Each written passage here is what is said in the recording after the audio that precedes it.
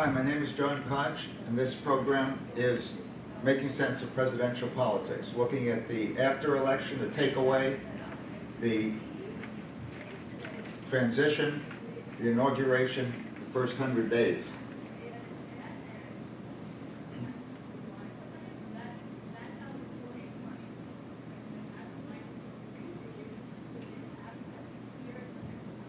Election Day, November 8th, 2016 was a real surprise for most Americans. Waking up, shock and awe. This election was the most unpredictable in nearly half a century, or maybe more than half a century. We go back to 1948. Although Clinton led in almost every national poll,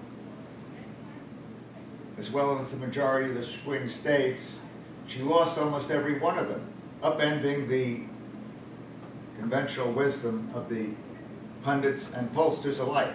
Not since Truman defeated Dewey in 1948 did the prognosticators get it so wrong.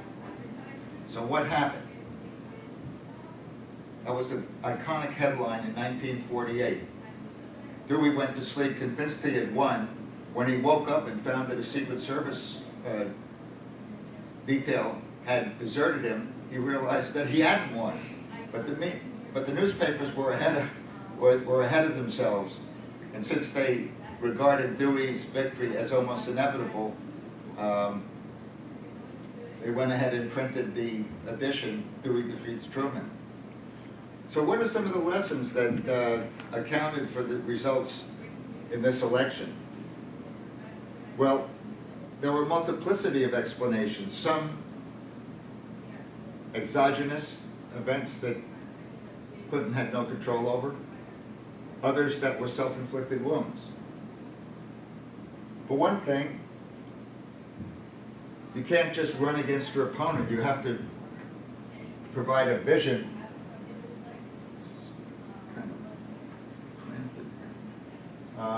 You have to provide a vision for the country and a reason to vote for the candidate. The messaging that Clinton had was terrible. Strong it together had no meaning. America, make America great again was something people could identify with. Another problem was that Hillary didn't fire anybody up like Obama did. Rather, she dismissed the Trump supporters as a basket of deplorables. Actually, the results were more a repudiation of Clinton than an affirmation of Trump. Okay. Trump was withering in his criticism of Muslims, Mexicans, and others during the entire campaign.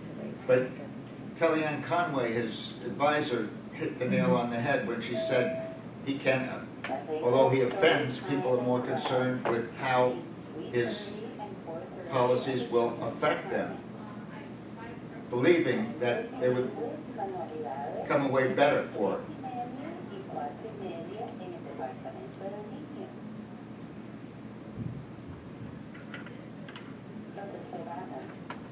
Clinton never came to grips with her vulnerabilities, her lack of emotional connection to that people felt for her, as opposed to the emotional connection that Trump supporters felt for him.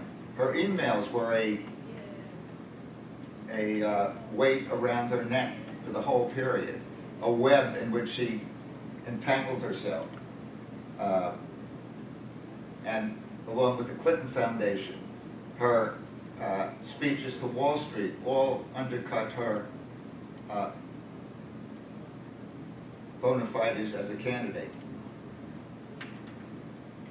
The FBI, other factors that she didn't have control over was the FBI investigation, both of her emails and of the emails that Huma Abedon left on Weiner's laptop coming in the last week of the campaign.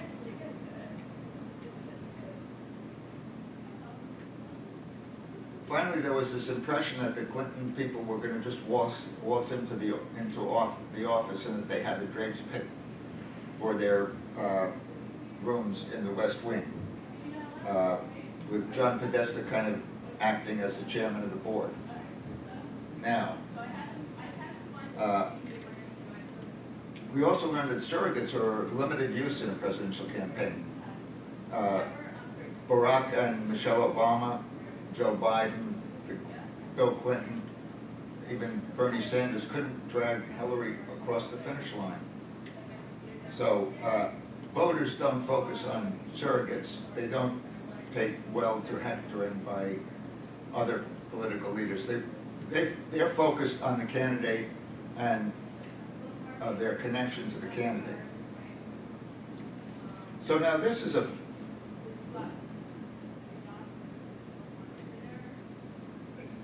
welcome to Trump world.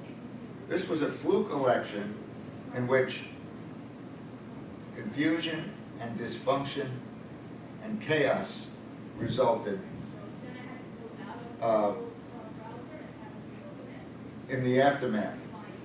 There's been judicial pushback on Trump's ban of immigrants from 7 Muslim majority countries. There have been a opposition that was galvanized in the wake of these executive orders that have spilled out from the White House almost every day. And we even had a counter-inauguration, an unprecedented feat that took place the day after the inauguration. And the inaugural speech itself was a dystopian version of America, what the New York Times called a tortured version of what America stands for.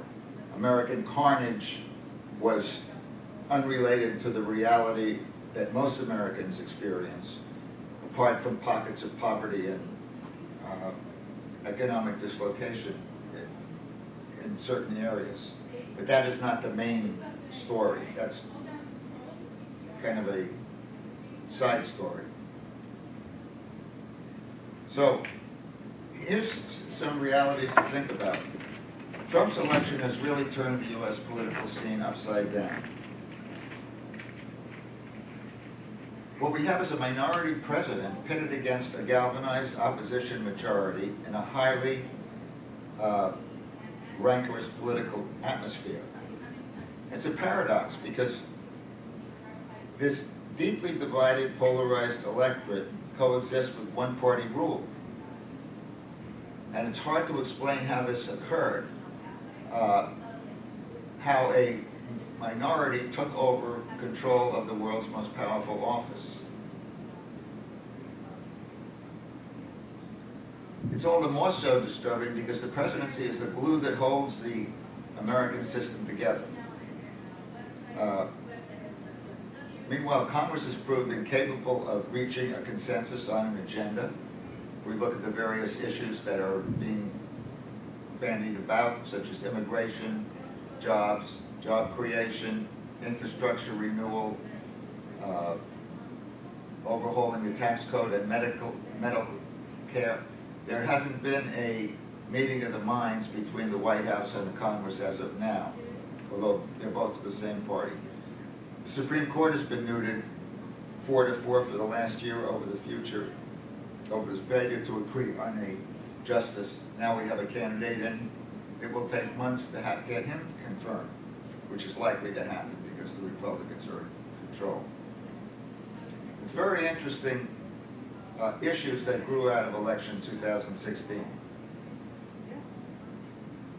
The need and proposals to reform the Electoral College, and I'll get to that, why that's an issue in a moment, maintaining the integrity of elections in the internet age, and the third issue, which is out there, is the relationship between the president-elect and the president during this transition period.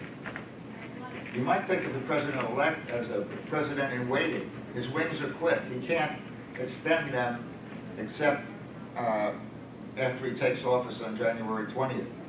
But in this particular situation, Obama and Trump, apart from what they said in public, showing mutual respect, behind the scenes there was a lot of contention between the two teams. It wasn't so much a passing the baton as kind of wiggling through a very difficult period in which some of Trump's campaign staff and surrogates were possibly had illegal contacts with a foreign power. And that speaks to maintaining the integrity of the elections in the internet age. Okay, let's cut it. That's it for the first. It's a terrible. Okay.